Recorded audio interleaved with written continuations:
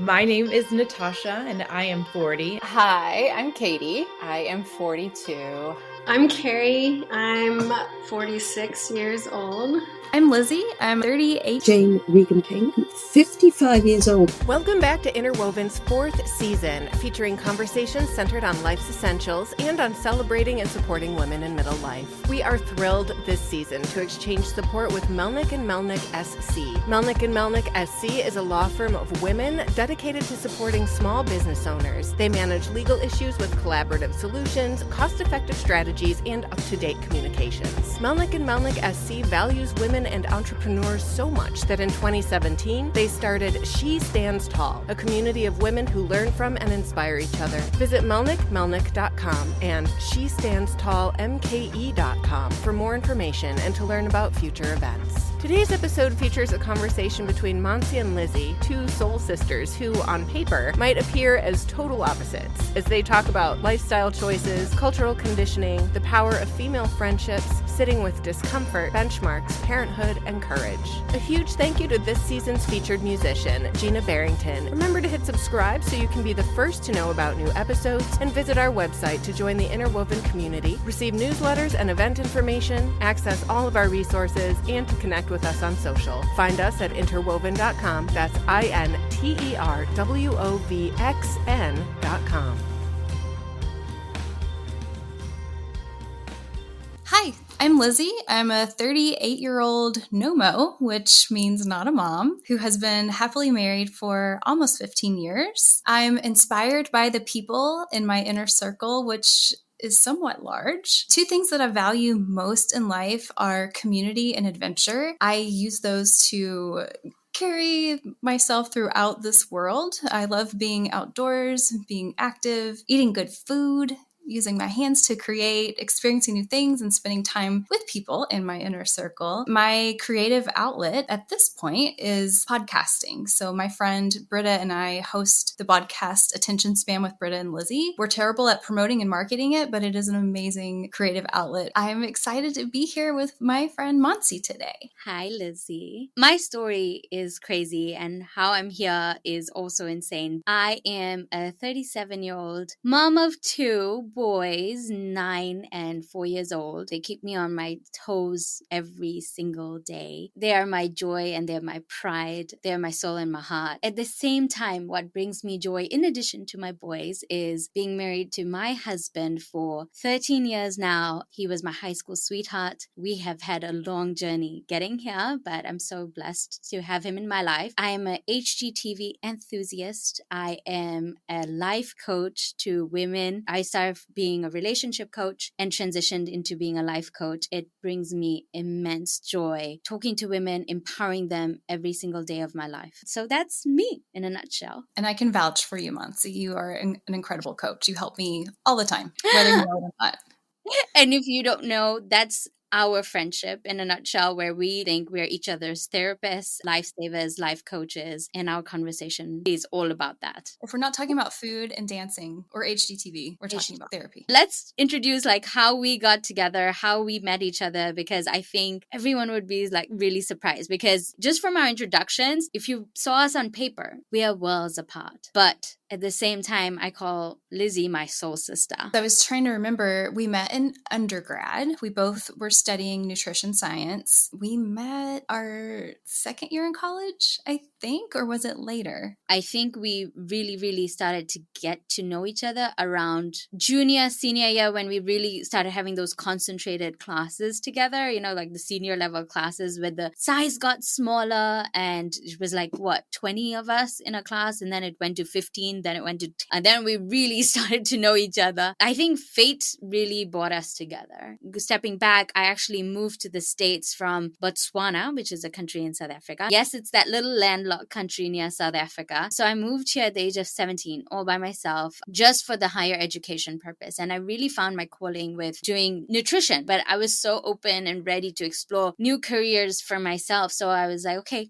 I'm going to do this. And then went to Nutrition 100 and there were like 100 people in that class. So I'm really sure Lizzy was in that class, just we didn't connect at that time. It took so many classes for us to really know each other, kind of even recognize each other. That time Lizzy was part of this very interesting group. I would call it, in high school, how you would have the really gorgeous, beautiful girls all in class who would stick together. And also they were like insanely bright. So I was like always at the back of the class and always looked up to Lizzy, only to realize that we were the only two who went to grad school from that class. That's when we really got to know each other, because grad school is where the rubber met the road. Yeah, well, I think for me, what drew me to you was I'm always curious about things that are different from my world. I love to learn about culture. That drew me to you because I knew you had a lot to offer, but then I really just got to know you as a human being and fell in love with you. One of the coolest things I've ever done is be in Monsi's engagement party, which was also part of your sister's wedding. I got to learn a dance and wear traditional clothing, and we danced together. It was so fun. And Lizzy's husband, he did my sister's videography. He did all the video for the wedding. They were there every step of the way for such an intimate wedding that we had. They became our family. Living thousands and thousands of miles away from your closest family makes you very, very isolated, not to mention the cultural shock, the loneliness that you feel when someone non-judgmentally, with an open heart, an open mind, opens their home and their lives to you. You just take it in. You're like, oh, I'm so appreciative. I love this woman. There's no one in my life like her. She is that cheerleader. She is that absolute believer. She was not judgmental at all. That's so hard to find in women. And especially as you get older, it's harder. And having this friendship really has been a lifesaver during the darkest of times in my life. Going through postpartum depression and all that sort of stuff, I could confide. Everything you just said, you are that for me as well. You're able to identify the strengths in people and bring awareness to that, which I don't always have. So that's also very important to have someone in your life who can call you on your bullshit, so to speak, when you're not being genuine to yourself or appreciating what you do offer or not even realizing what you offer. You've helped me with that a lot, Mansi. When you talk about the power of women friendships, it's just really unfortunate that as we get older, it's so much harder to make those relationships and foster those deep, intimate women friendships. But I've noticed one thing: when they do end up having that relationship, they share deep, intimate relationships with the women in their lives. And I just feel that it's just become so much harder with our lifestyles now, the demand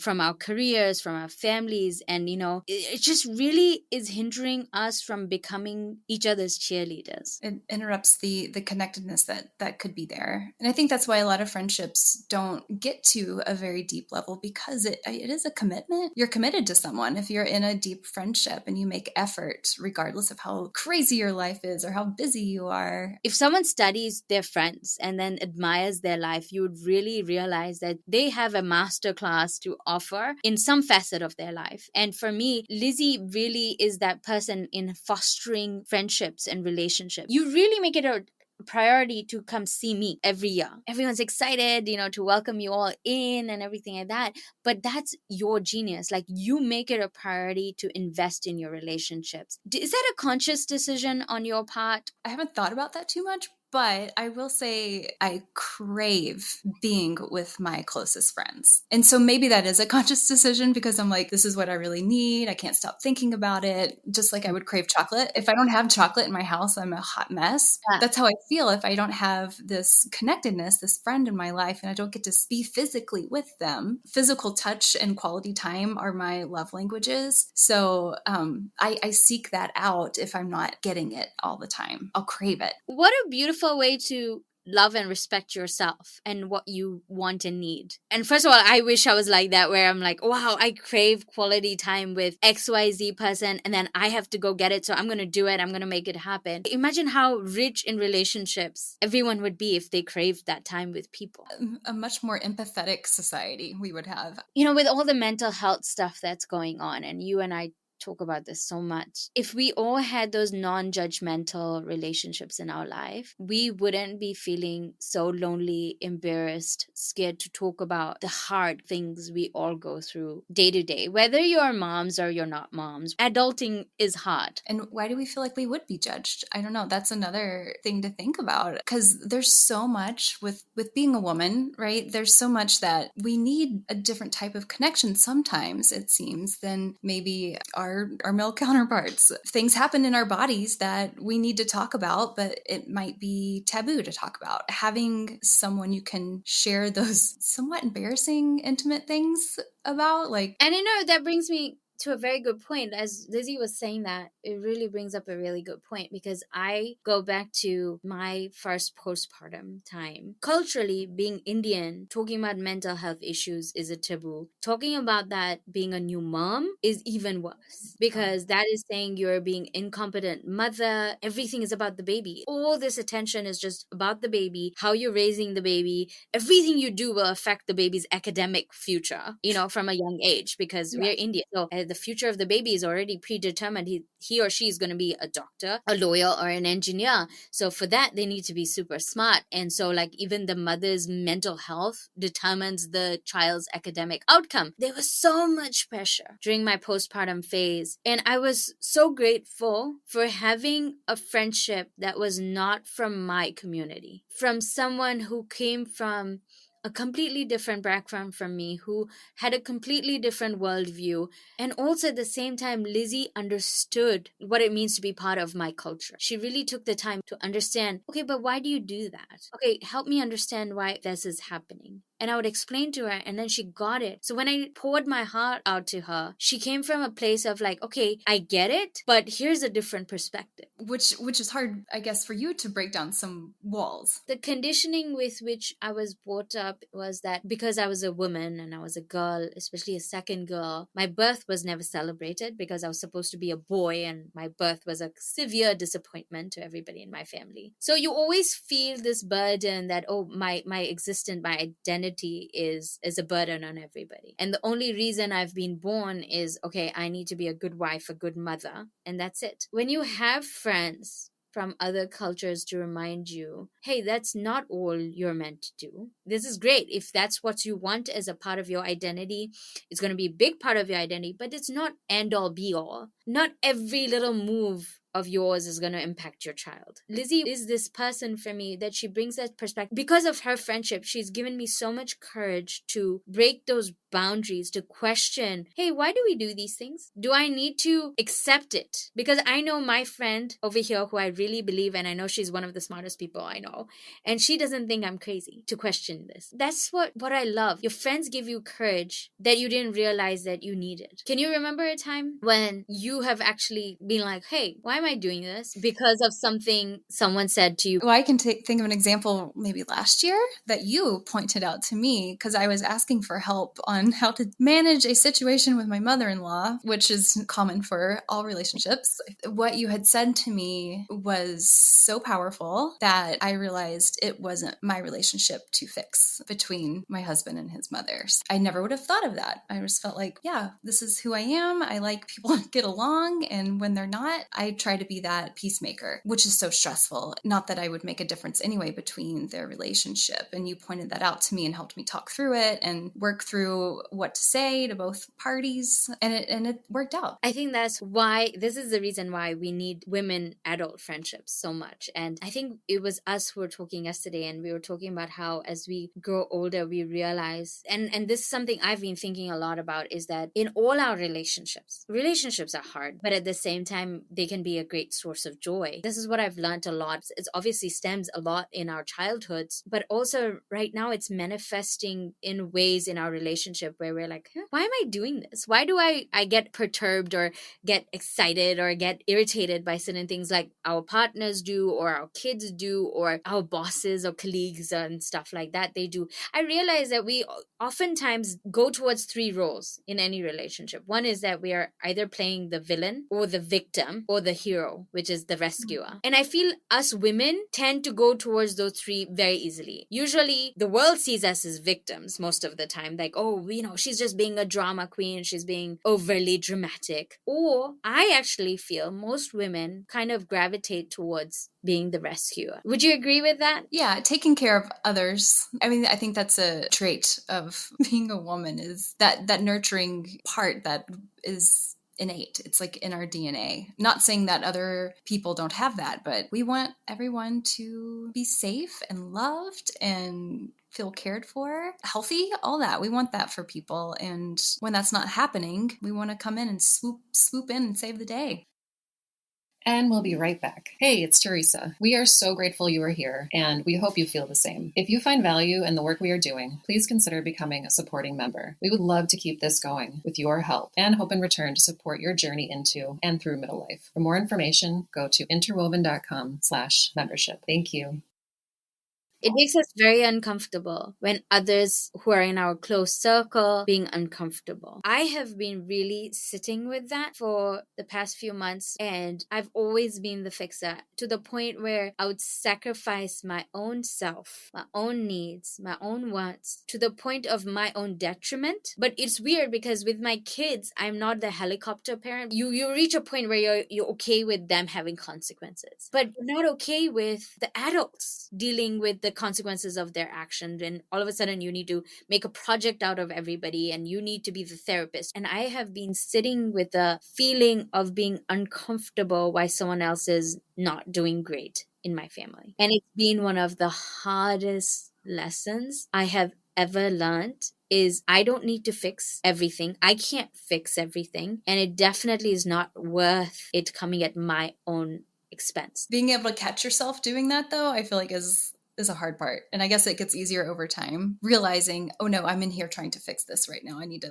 back off. To back off is courage. To sit with that uncomfortable feeling is courage. And I know we're kind of talking in broad strokes, and womanhood is not a uniform experience. If you looked at us, you and me, on paper, we're worlds apart. It's almost like you're a woman, you get married, the expectation is that you're going to have children, raise a family, maybe have a career, but that's not everyone's path. And when you stray from that, people don't know how to react. So I can only speak from my experience, but I've made the decision to not be a mother. The number of years I had to say that over and over to family and friends and defend why I chose that, it was exhausting. I just think it's interesting to talk about what drove you to motherhood, what drove you to not be a mother, since that is one thing that for sure separates us from the male anatomy, and how much our body and dictates the things that we do in life, or the expectations that we have in life, and going against that, how difficult that is. Do you remember, was there a moment when you were like, yeah, I absolutely want to be a mom? If you had asked me when I was 26 years old and pregnant with my first, I was like, yes, I want this. There's nothing more in the world that I wanted than being a mom. Honestly, I'm very, very happy to be a mom. I'm so excited to be a mom. But now when I think back, after doing all that inner work on myself, I realized I was conditioned to become a mom. How does that happen? Well, if you're born and raised as a female in an Indian family, your life purpose was basically, at least in my family, is to get married, have kids, and raise those kids. And if your husband needs, then you go get a job. My whole life, it was about proving that I could be both. I can be that really, really amazing daughter, wife, mother, but also at the same time, I'm going to show them I'm going to be better than that son that they wanted. I will have an amazing career, a flourishing career.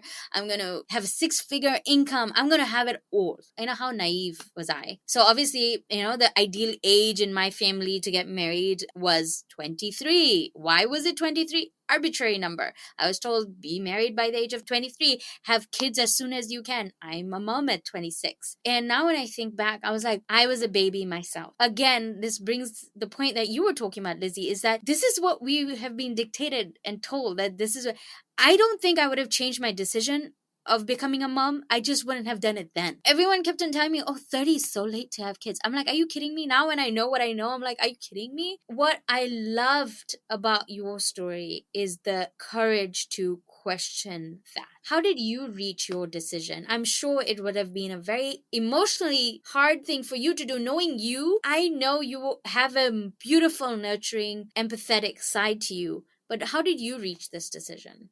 It wasn't easy. And I did want kids for a good bit. I could see myself as a mom. Before Nick and I got married, we talked about kids, as you should talk about before you get married, what you want out of your life with your partner. And at the time, he said, yes, I would like to be a dad. I think neither of us were thinking about what that means to be a parent who can provide. We weren't thinking about all that. So as the years went on, I think around 27, I brought it up again. I was like, so I feel like we're at a good point. Would you like to start a family? Would you like to be a dad? He said no. That wrecked me because I thought this is what I want. And then I started questioning myself. Why do I want to be a mom? Why is that so important to me? And I didn't have a good answer. The badassery that comes in my mind with being a pregnant woman and giving a vaginal birth was so intriguing. That's the coolest thing the human body can do, in my opinion, is grow a human and deliver it into the world. I wanted that experience, but I didn't want to raise a child.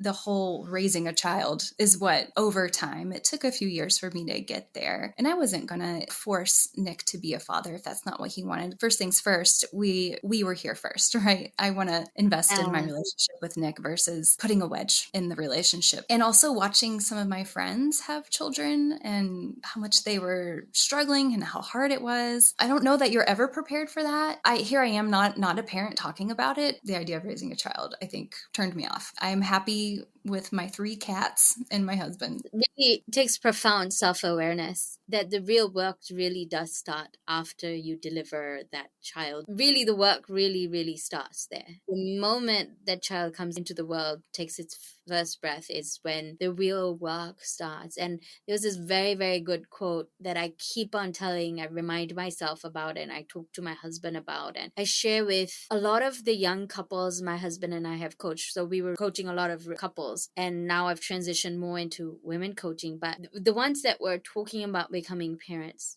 I always told them this one thing. It's a quote by Sadhguru, and he said, parenthood is a project for 18 years if you do it well. If you don't do it well, it's a lifelong project. That really hit me because we're raising adults. We're raising adults that are going to go out into the world, and the world is never going to be easy for them, but you have to make them strong enough to face the world out there. It's a day and night job. I'm not raising children to stay in my house. I'm raising children to fly. And I feel that also takes immense, incredible work. It would be very selfish for me to say, hey, I want my boys to stay with me all the time. But no, if they were boys or they were girls, it doesn't matter. They were meant to fly. Why did I say that I would have delayed having my first? Is because Sadhguru again says this very important thing. He says, before you ever think of becoming a parent, first of all, learn to raise yourself. The point and the dangerous part of this philosophy that we've been told, the fact is, I would have liked to understand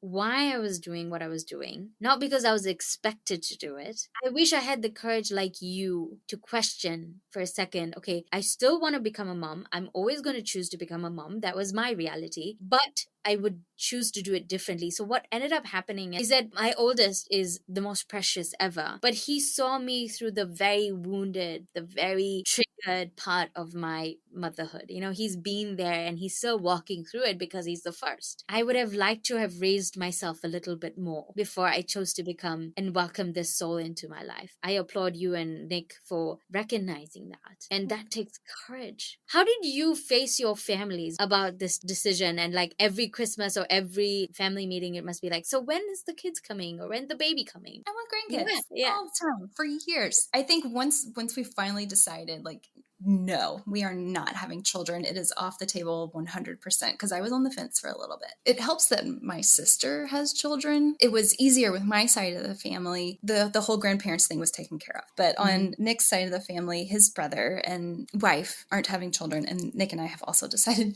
not to. So that was really hard. And taking your advice, Mansi, not trying to own the relationship between Nick and his parents, empowered, encouraged, I don't know, Nick to address that conversation and put a pin in it because I was tired of hearing it. It's so stressful, especially if you're wavering on the decision and I don't know how else to say it to you anymore. I asked Nick to, in a kind way, shut this down. That is the simplest way to put it. Probably that was hard for them to swallow as well if they always saw themselves as grandparents. It's something you got to confront and deal with. Do you see yourself, Monsi, being a grandmother someday? Or do you even go down that path? No, I don't go down that path. I want my kids to fly and make their own decisions, and for all the conditioning that I went through, that I wouldn't like to impose that on them. And also knowing what I know now, what it really takes to raise a child and what it really means to show up for your child and being a present parent. And you could be the best parent in the world and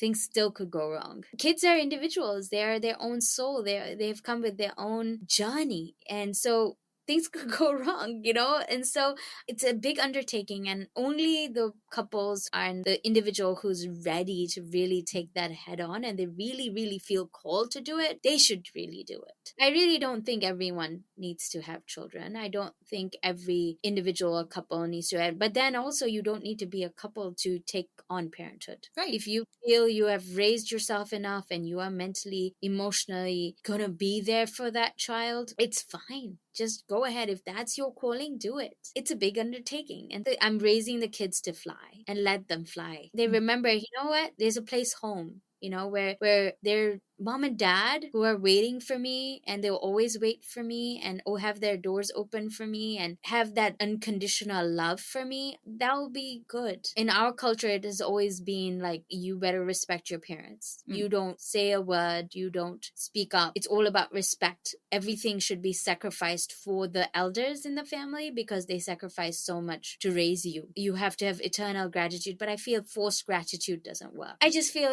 you'll do a good job and kids want to come back. So my sister, her children are adopted. My nieces are adopted. I have 3 nieces. I love, even though I'm not a mom and I didn't want motherhood, I love watching my sister and my friends. I love watching you all be mothers. It's like an adventure in itself. It's really cool to watch and be a third party to that, a bystander. I guess maybe that way I can live through my friends who have children, and that fills my cup enough. Every decision you have made, it's still out of love. I hope this encourages women to think that you don't need to do the mainstream. The only tragedy would be if the love is left within you. And here you are putting a new perspective in my head, just like you always do.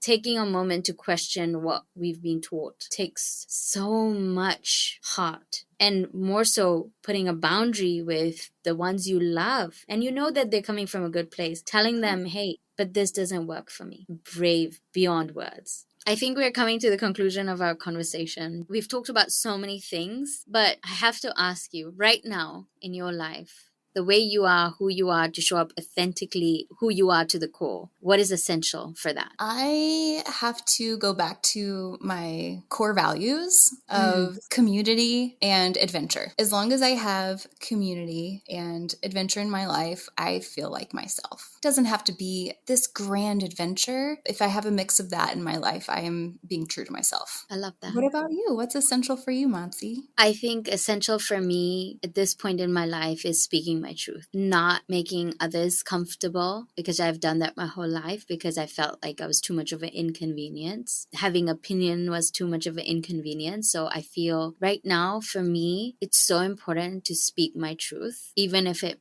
hurts someone, not in a rude way, but stating exactly what I mean and, how I mean it, not sugarcoating it, not trying to mince my words. So showing up in very authentic, raw conversations is my go-to right now. I really have a very low tolerance for superficial, small conversations. I'm okay with that. I don't force myself in those small talk conversations. It drains my energy. What really fills my cup is true, intimate, honest, brutally honest, to the point conversations. I love you. I love you. Thanks for inviting me on this. It's a milestone for our friendship. Thanks for joining us today. We invite you to give us a star review and to hit subscribe for a new empowering conversation each week. Visit our website where you'll find our newsletter, event dates, and other amazing resources. Visit interwoven.com, that's INTERWOVXN.com to sign up today. This show's copyright is summer of 2023. We want to thank Melnick and Melnick for their support this season. Our Interwoven producers are Teresa Kopak, Rebecca Jankowski, and Jen Gilmore. All original music was created and performed by Gina Barrington.